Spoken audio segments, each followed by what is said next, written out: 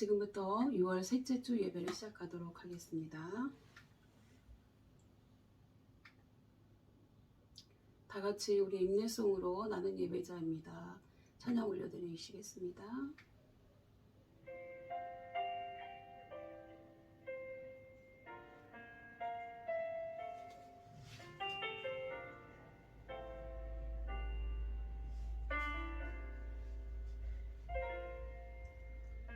나는 하나님을 예배하는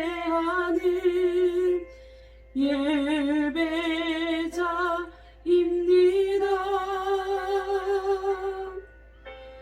내가 서 있는 곳 어디서나 하나님을 예배합니다.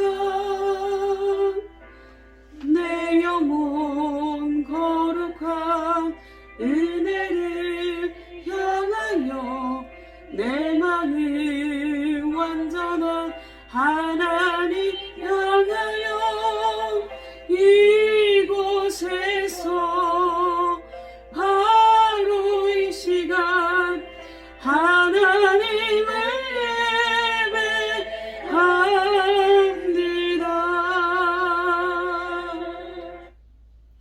우리 교독문 102번, 나라사랑 4번 같이 교독하시도록 하겠습니다.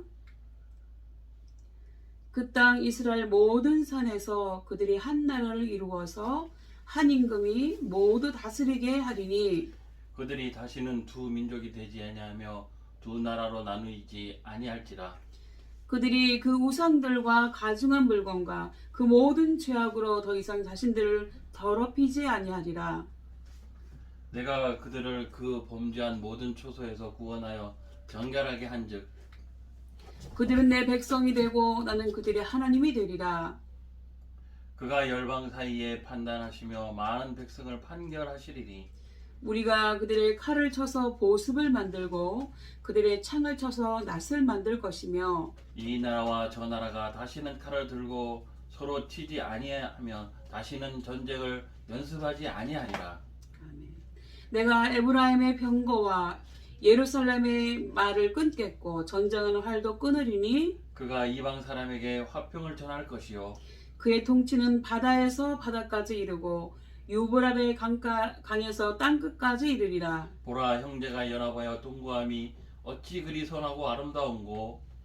머리에 있는 보배로운 기름이 수염 곧 아론의 수염에 흘러서 그의 옷깃까지 내림 같고 헐몬에 있으리 시온의 산들의 내림 같도다. 거기서 여호와께서 복을 명령하셨나니 곧 영생이로다. 아멘. 우리 사도신경으로 우리의 신앙을 고백하도록 하겠습니다. 다 같이 한 목소리로 고백하겠습니다. 나는 전능하신 아버지 하나님 천지의 창조주를 믿습니다. 나는 그의 유일하신 아들 우리 주 예수 그리스도를 믿습니다.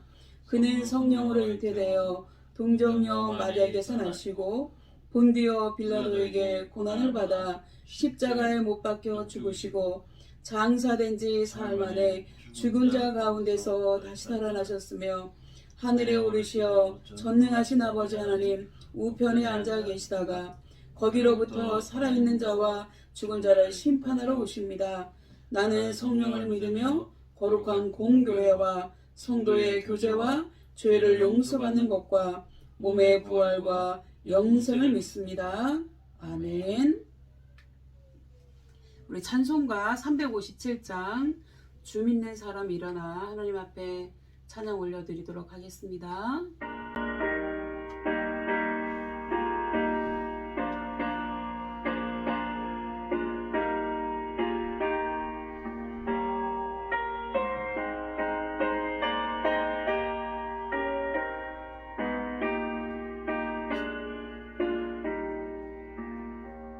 주 믿는 사람이 일어나 다 힘을 합하여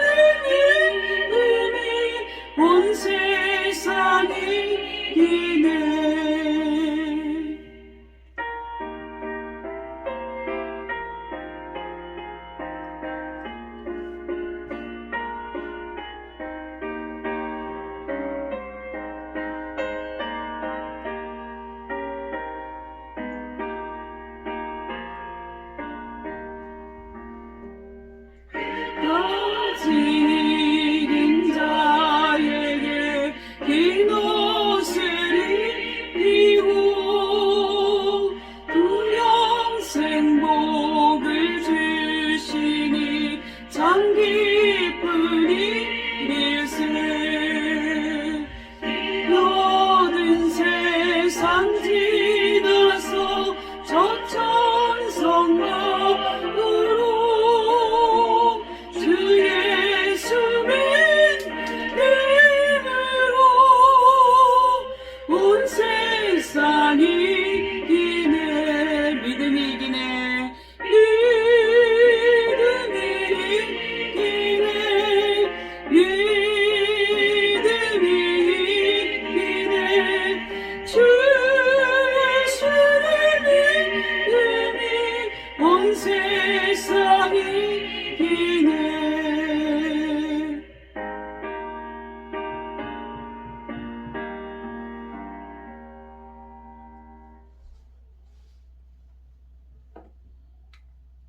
우리 성경 봉독 하시도록 하겠습니다. 욥기서 5장 1절에서 7절까지의 말씀입니다. 욥기서 5장 1절에서 7절까지의 말씀, 구약성경 765페이지입니다. 5장 1절, 제가 먼저 받들어 봉독하도록 하겠습니다. 이것은 하나님 말씀입니다.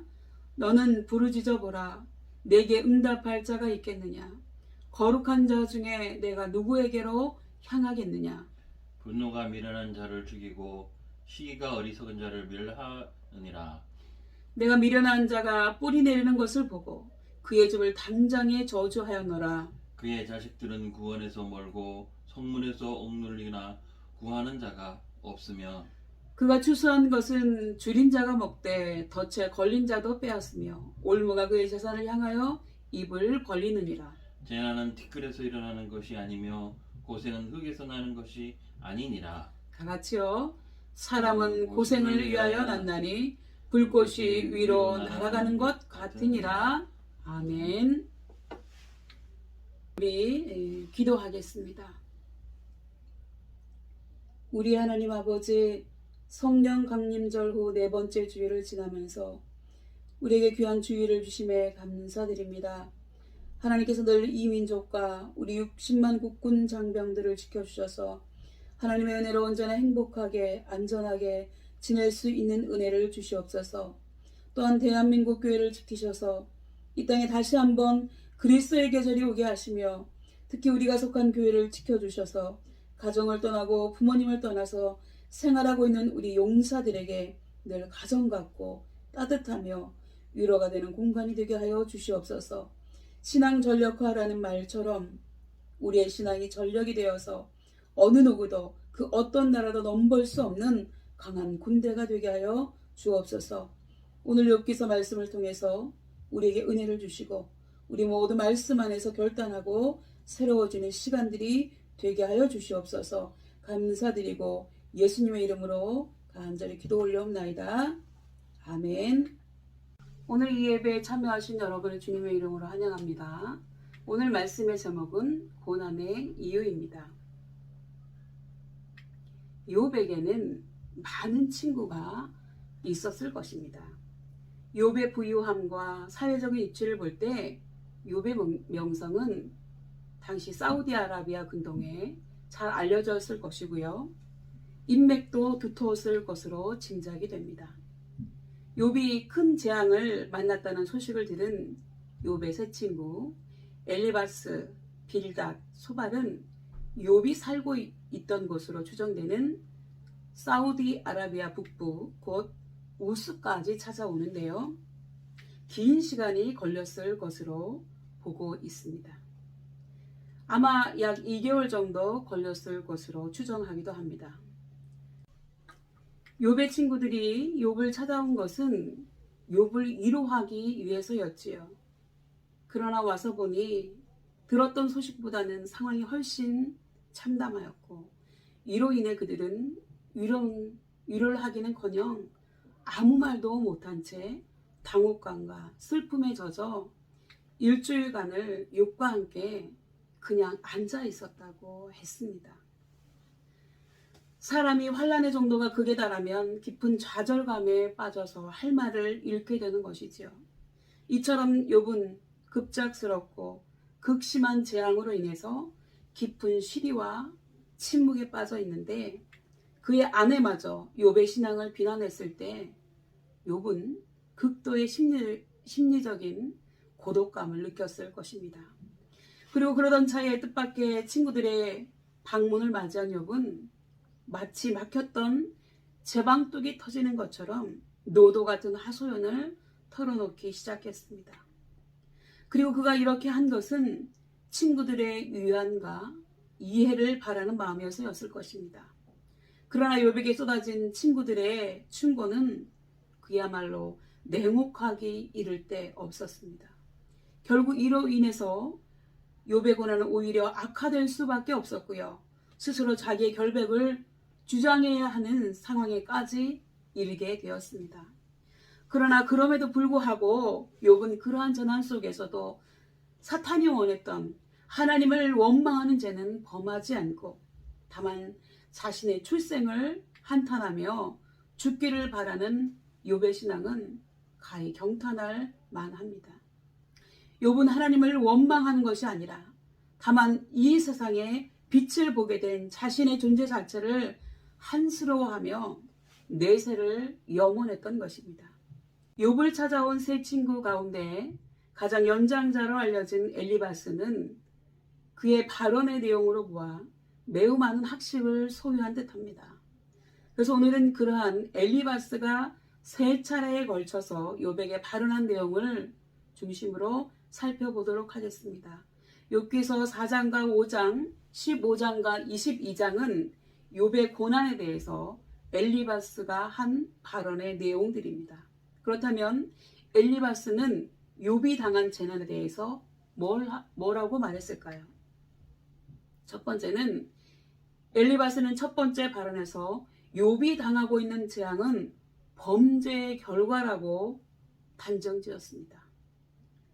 사실 엘리바스의 발언은 친구에 대한 예의를 갖추고 조심스러운 어조로 서두를 시작하기는 했지만 판에 박은 듯한 종교적이고 도덕적인 그의 말은 오히려 욥의 비위를 상하게 했습니다.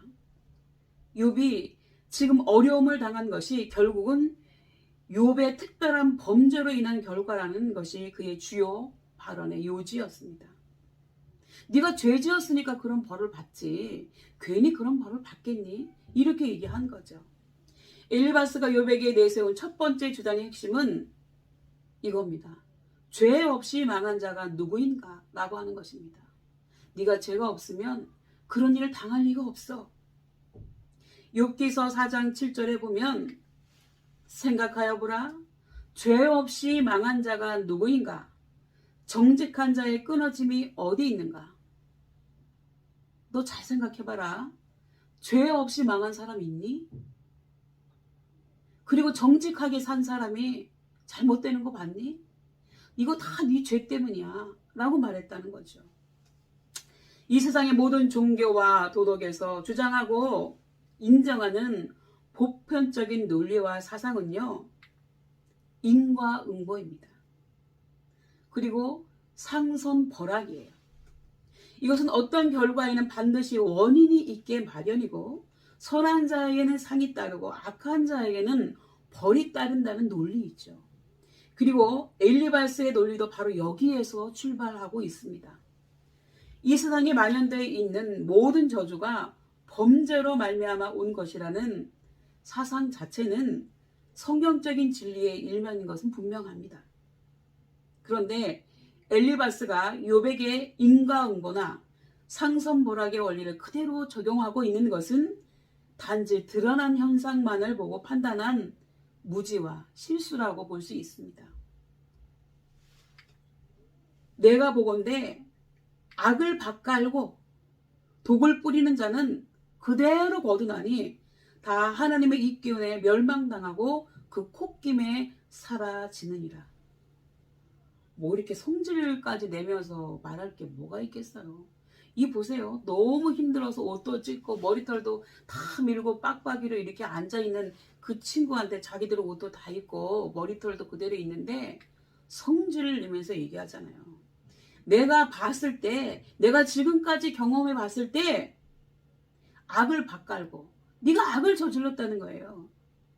독을 뿌리는 자는 그대로 거두나니 심은 대로 거뒀다는 거죠. 다 하나님의 이 기운에 멸망당하고 그 콧김에 사라지느니라.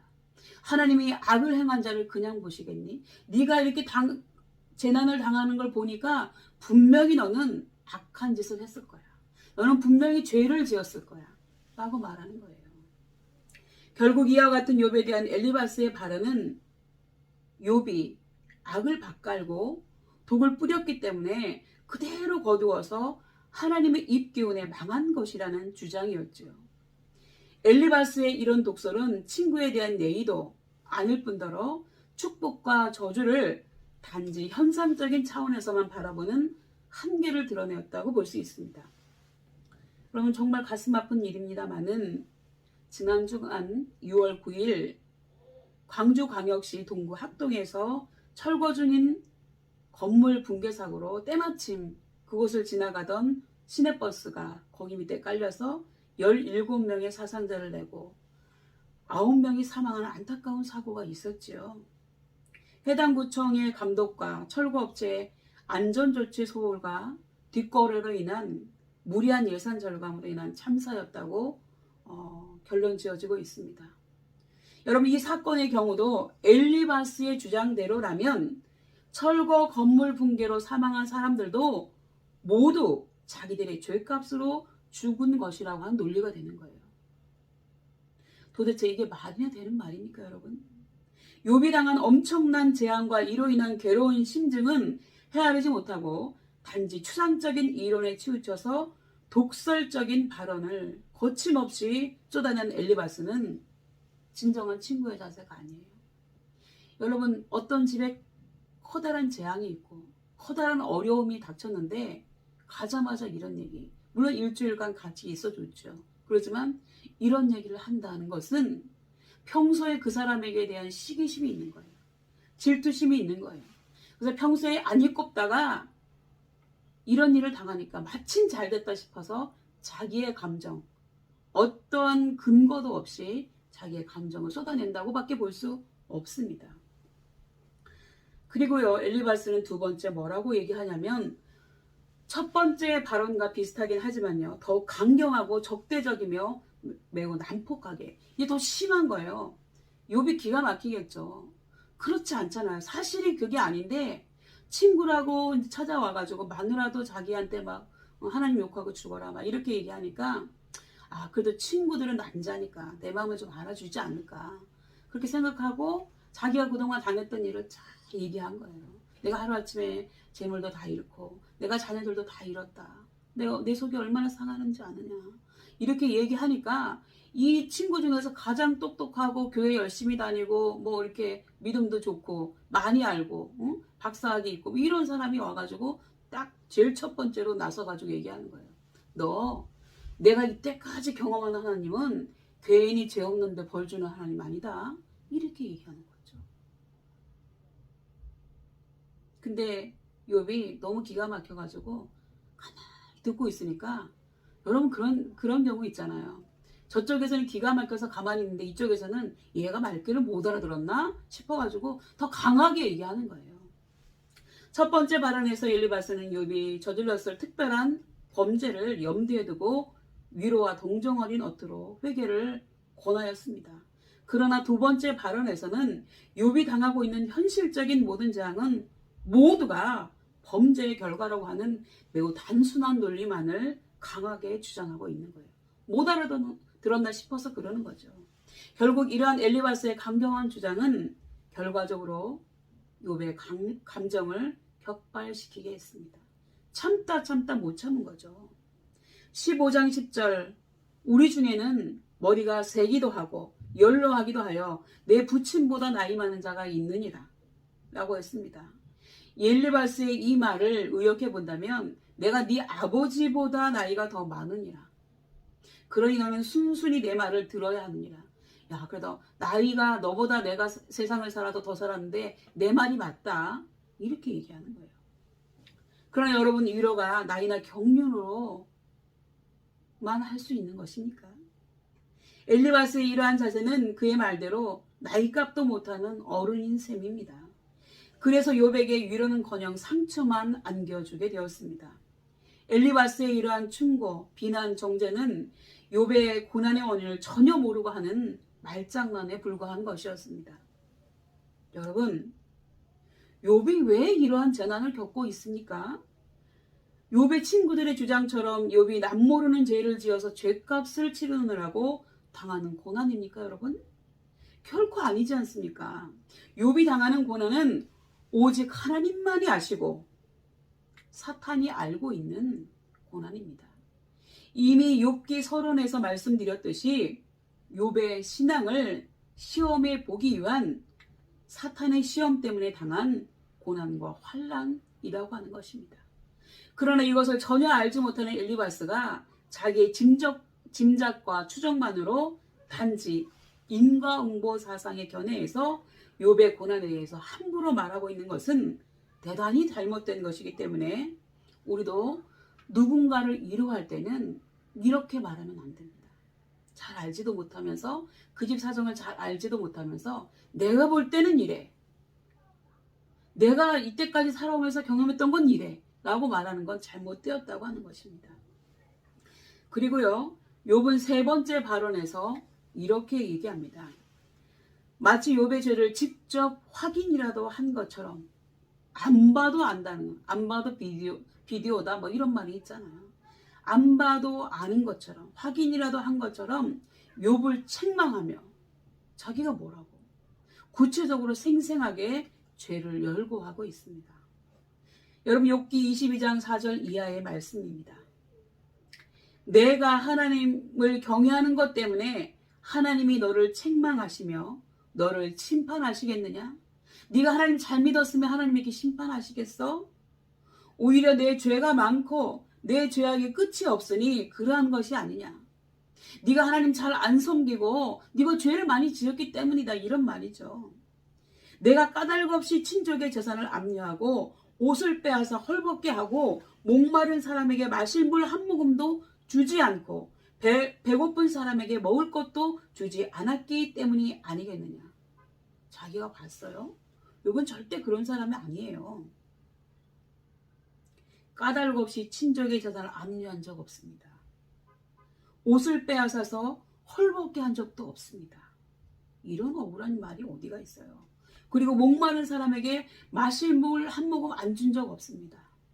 정말로 선행을 베풀었고 혹시라도 자기 자녀들이 생일 파티할 때 범죄했을까봐 자녀 명수대로 하나님 앞에 속죄제를 드렸던 그런 사람이었어요. 그리고 배고픈 사람에게 먹을 것도 주지 않았다. 아니요.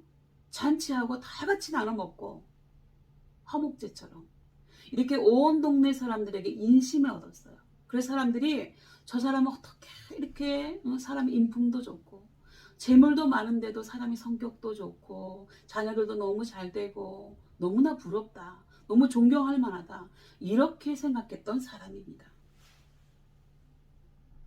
그러면서 너는 권세를 이용하여 땅을 차지하고 지위를 이용하여 이 땅에서 거들먹거리며 살았다. 언제 그랬어요? 그러지 않았습니다. 너는 과부들을 빈손으로 돌려보내고 고아들을 혹사하고 학대하였다. 야, 친구가 뭐 이러는지. 그러게 이제 내가 온갖 올무에 걸려들고 공포에 사로잡힌 것이다. 어둠이 덮쳐서 내가 앞을 볼 수 없고 홍수가 너를 뒤덮는 것이다. 라고 말하는 겁니다. 아니, 보지도 않고 이런 얘기를 해요. 이 사람은 절대 그런 사람이 아닙니다. 욥은 친구라고 찾아와가지고 일주일 동안 가만히 있어준 거 고마워요. 그런데 이렇게 폭언을 하는 겁니다. 엘리바스는 이렇게 욥을 위선자, 가증한 자, 몰인정하고 무자비한 자로 간주하며 비난하고 책망하였습니다.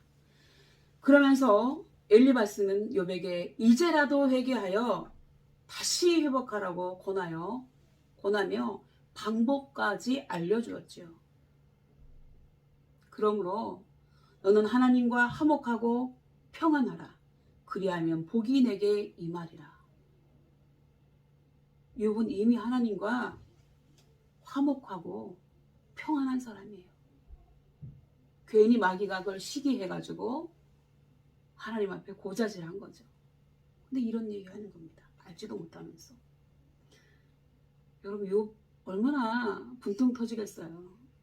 욥을 생각하면서 내가 옛날에 당했던 억울함, 또 지금 당하고 있는 억울함, 이런 거 생각나지 않으십니까?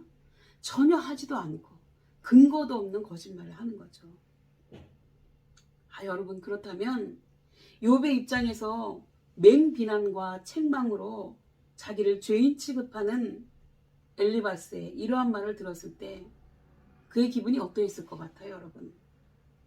정말로 기가 막히고 억장이 무너져 내리지 않았을까요? 억울하고 분해서 혈압도 올랐을 것입니다. 만신창이가 된 그의 몸에 상처에다가 마치 소금을 끼얹는 듯한 잔인한 말로 들렸을 것입니다. 불난 집에 부채질하는 격입니다. 엘리바스는 잘못 짚어도 한참 잘못 짚은 것입니다. 마치 돌팔이 의사처럼 잘못 진단하여서 처방을 잘못 내린 거죠. 물론 엘리바스의 주장이 일반 죄인들에게는 맞는 말이기는 합니다. 하나님과 화목해야 평안할 수 있고 하나님과 화목하고 평안한 관계가 되어야 복이 임하는 것이 맞습니다. 그러나 욥의 상황과는 전혀 맞지 않는 충고라고 하는 것입니다. 여러분, 욥이 당하고 있는 재난이 하나님과 불화해서 온 것입니까? 아니지 않습니까? 만약 엘리바스의 주장대로 만약 욥이 그러한 사람이었다면 하나님이 욥을 칭찬하신 말씀은 과연 무엇이라는 말씀입니까? 하나님이 사탄에게 이렇게 말씀하시지 않으셨습니까? 내가 내 종 욥을 주의하여 보았느냐? 유의하여 보았느냐? 그와 같이 순전하고 정직하여 나를 경외하고 악에서 떠난 사람이 세상에 한 사람도 없다. 이렇게 말씀하신 거예요. 왜 하나님이 거짓말했다는 겁니까? 아니잖아요. 그렇기 때문에 엘리바스의 발언이 욥에게는 맞지 않는다는 것이죠.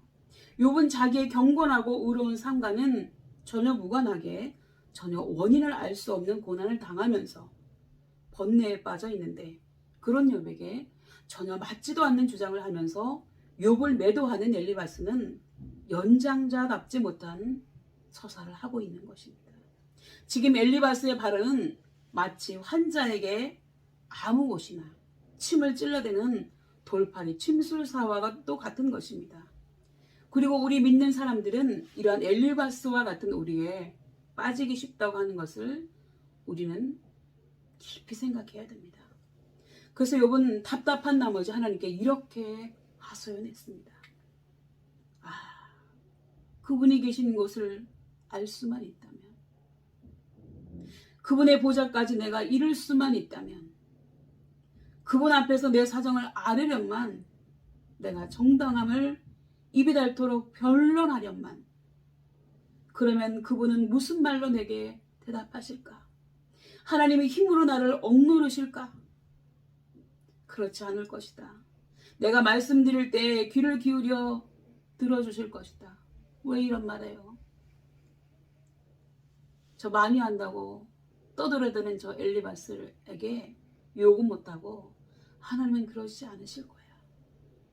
내가 말하는 대로 다 고지못대로 다 들어주실 거야. 나를 이상하게 비꼬아서 보지 않으실 거야.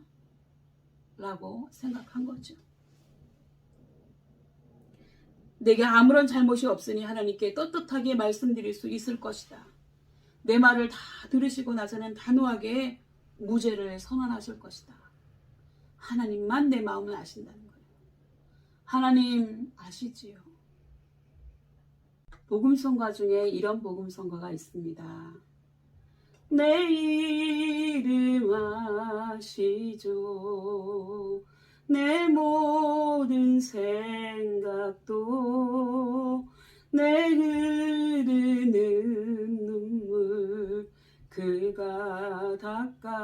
주셨죠. 그는 내 아버지, 난 그의 소유. 내가 어딜 가든지 날 떠나지 않죠.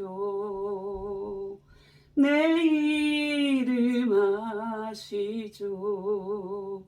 내 모든 생각도, 내 흐르는 눈물 주님 닦아 주셨죠. 하나님만이 나를 잘 아신다고 하는 거예요. 사람들이 이렇게 자기 마음대로 생각하는 거죠.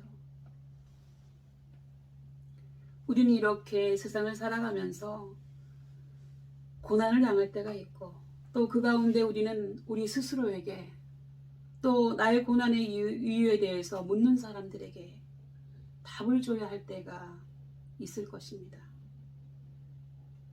그렇다면 우리도 욥처럼 대답하는 것은 어떨런지요? 먼저 욥의 대답입니다. 욥기 19장 25절입니다. 그러나 나는 확신한다. 내 구원자가 살아계신다.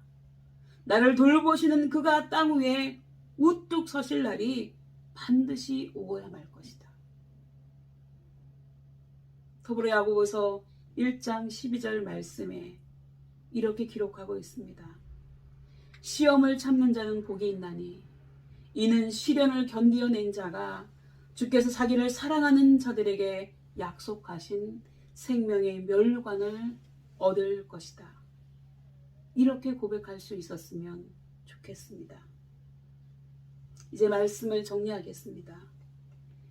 욥이 당하는 재난에 대해서 욥을 위로하러 온 친구 엘리바스의 세 차례에 걸친 발언을 정리해보면 다음과 같습니다. 욥이 당한 재난의 원인에 대해서, 고난의 이유에 대해서 처음에는 나름대로 추측해보다가 그 추측이 억측으로 바뀝니다. 그러다가 그 억측은 도리어 기정사실화된 단정으로 바뀌고요. 마침내는 욥을 흉악한 범죄자로 정죄하기까지 이릅니다.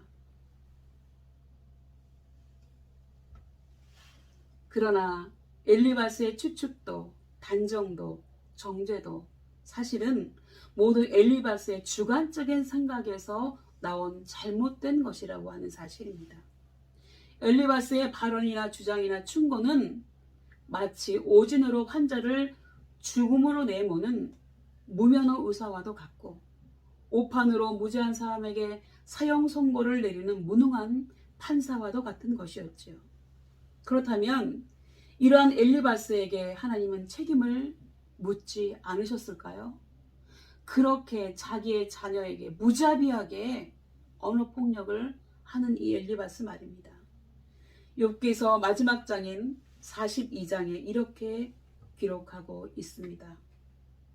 여호와께서 대만 사람 엘리바스에게 이르시되 내가 너와 내 두 친구에게 노하나니 이는 너희가 나를 가리켜 말한 것이 내 종 욥의 말같이 정당하지 못함이니라. 그런즉 너희는 숫송아지 7과 순양 7을 취하여 내 종 욥에게 가서 너희를 위하여 번제를 드리라. 속죄제죠. 잘못했습니다. 용서를 빌라는 거예요. 내 종 욥이 너희를 위하여 기도할 것인즉 욥이 너희 죄를 용서해 주시라고 제사장 역할을 할 거라는 거죠. 내가 그를 기쁘게 받으리니 너희의 우매한 대로 너희에게 갚지 아니하리라. 내 종 욥이 나한테 기도하면 내가 너희들 죄 용서해 줄게. 욥한테 가서 미안하다고 사과해라. 이 말씀이에요. 이는 너희가 나를 가리켜 말한 것이 내 종 욥의 말같이 정당하지 못함이니라. 이에 대만 사람 엘리바스와 수아 사람 빌닷과 나아마 사람 소발이 가서 여호와께서 자기들에게 명하신 대로 행하니라. 여호와께서 욥을 기쁘게 받으셨더라. 라고 말씀하고 있습니다. 하나님이 결론 내려주신 거예요. 야, 너희들 잘난 척하지 마라. 욥은 아무 죄가 없다. 이것은 그의 믿음을 향상시키기 위한 트레이닝이다. 너희들 잘못했다고 해라. 너희들이 틀렸어 라고 말씀하시는 겁니다. 그러므로 우리는 남의 불행에 대해서 함부로 말해서는 안 됩니다. 내가 그러니 너도 그럴 것이다. 남이 그러니 그도 그럴 것이다. 라는 식으로 추측성 말을 하거나 단정적으로 말해서는 안 된다고 하는 것입니다. 신약성경 야고보서 3장 2절 말씀에 만일 말에 실수가 없는 사람이면 온전한 사람이라고 했습니다. 여러분, 말하기 전에 2번 생각하세요. 한 번은 너무 적어요. 2번은 생각하세요. 내가 이런 말 해서 저 사람이 상처를 받을까 안 받을까? 그 사람은 그럴 만한 이유가 있는 거예요.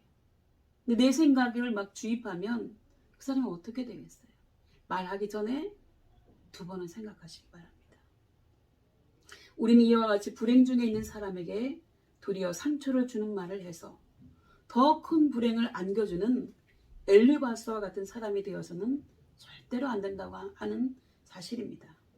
어려움에 처한 사람에게 긍휼히 여기는 마음을 가지고 위로하고 격려하며 배려하는 말을 할 줄 아는 우리 모든 신우들이 다 되시기를 예수님의 이름으로 축복합니다. 기도하시겠습니다. 우리를 이 시간까지 돌보시고 인도하신 아버지 하나님, 우리에게 생각할 수 있는 머리와 말할 수 있는 입을 주셔서 감사드립니다. 지금도 상당히 많은 사람들이 여러 가지 이유로 생각이 제한되고 말을 할 수 없어서 고통스럽고 힘들게 살아가고 있사오니 그분들을 긍휼히 여겨 주옵소서. 다만 오늘 말씀에서와 같이 우리에게 말할 수 있는 자유가 있다고 해서 아무 말이나 하지 않게 하시고, 특히나 고통당하는 사람에게는 많이 생각하고 말할 수 있는 지혜를 주시옵소서.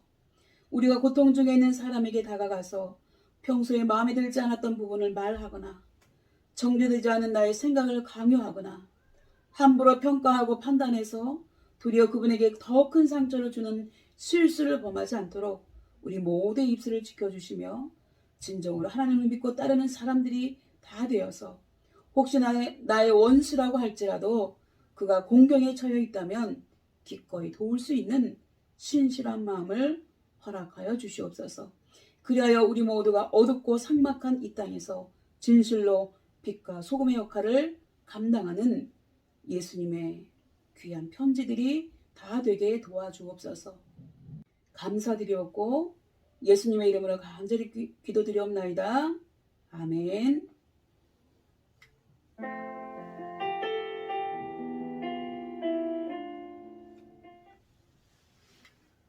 우리 찬양 부르시겠습니다. 주품에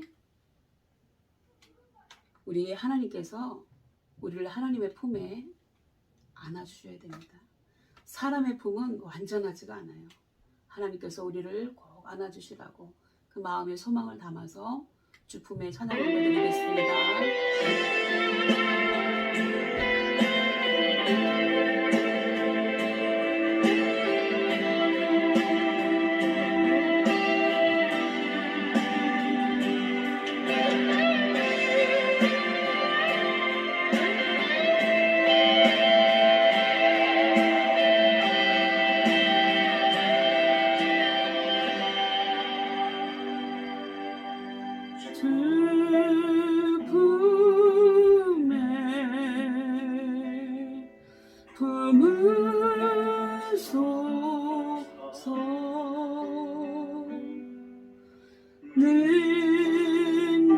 능력에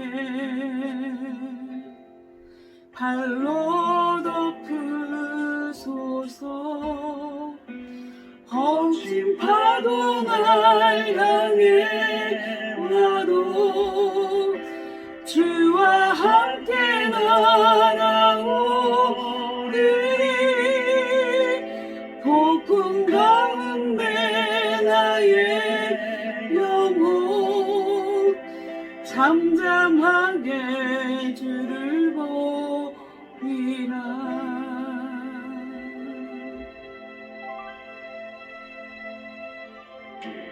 주님 안에 나 거하리 나 거하리 주는요 나 잠잠히 믿네 거친 파도 날 향해 와도 주와 함께 날아오리 폭풍 가운데 나의 영혼 잠잠하게 주를 보리라 거친 파도 날 향해 와도 주와 함께 날아오리 폭풍 가운데 나의 영혼 잠잠하게 주를 보리라.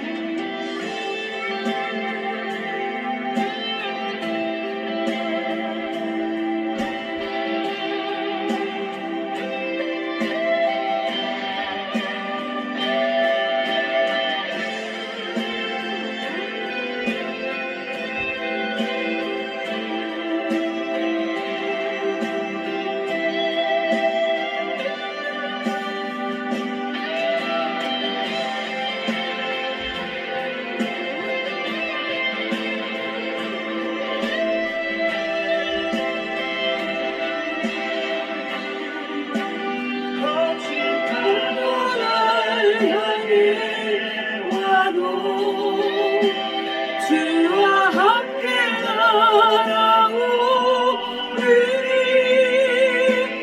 폭풍 가운데 나의 영혼 잠잠하게 주를 보리라 거친 파도 날 향해 와도 주와 함께 날아오리 폭풍 가운데 나의 영혼 잠잠하게 주를 보리라.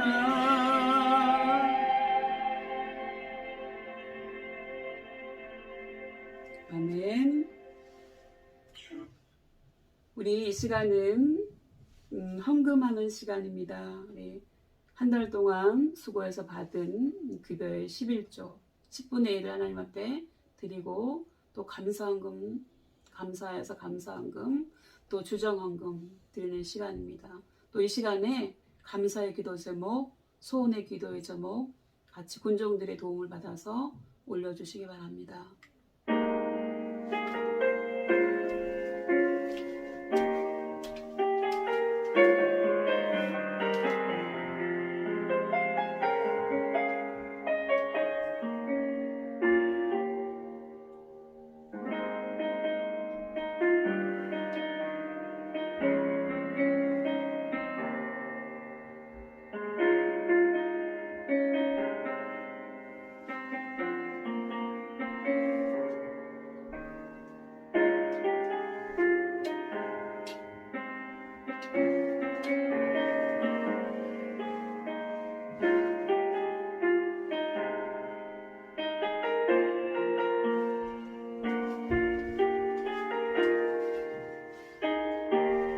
기도하겠습니다. 하나님 아버지, 이 시간 하나님 앞에 12일조 헌금, 감사 헌금, 주정 헌금 올려드립니다. 하나님께서 이 예물이 쓰여지는 곳에 하나님 놀라운 역사가 있게 해주시고 드린 손길들을 주님 축복하여 주셔서 그들의 삶이 더 윤택하고 하나님 앞에 더 나아가고 하나님 앞에 더 드릴 수 있는 그 조건들이 차고 넘칠 수 있도록 하나님께서 은혜를 더하여 주시옵소서. 이 시간 또 하나님 앞에 소원의 기도의 제목 있어서 올려드립니다. 하나님께서 그 신우들의 소원의 기도의 제목 위에 주님께 친히 안수하여 주셔서 그들의 소원이 하나님 안에서 이루어지게 하시고 또 하나님 아버지 감사하여서 감사의 기도 제목 올려드린 손길들 더욱더 감사가 넘쳐날 수 있도록 그들의 삶을 복주시고 함께하여 주시옵소서. 그래서 날마다 하늘의 신령한 복과 땅에 기름진 것으로 넘치게 채워 주옵소서. 감사드리옵고 예수님의 이름으로 간절히 기도드리옵나이다. 아멘.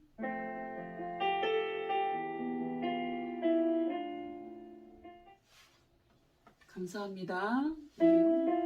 우리 제가 이제 축도하고 예배를 마치도록 하겠습니다.